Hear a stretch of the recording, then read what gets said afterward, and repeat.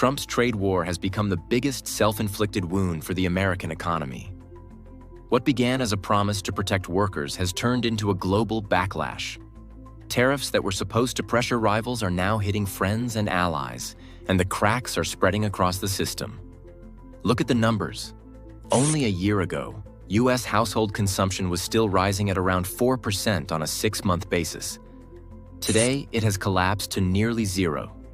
Families are paying more for food, fuel, and goods, yet their living standards are falling.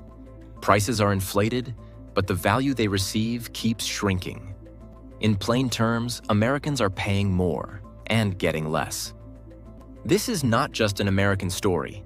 The tariffs have alienated key partners who once relied on U.S. protection. Members of the G7, long treated as close allies, now see loyalty punished rather than rewarded. Canada and Europe face steep duties on steel, aluminum, and cars. Japan and South Korea are navigating rising costs in semiconductors and shipping. And India, a country Washington has courted for years, was suddenly hit with tariffs as high as 50%. For Delhi, the message is unmistakable. Hedging between Washington and Beijing is no longer possible. When loyalty is penalized, there is no incentive to stay in line.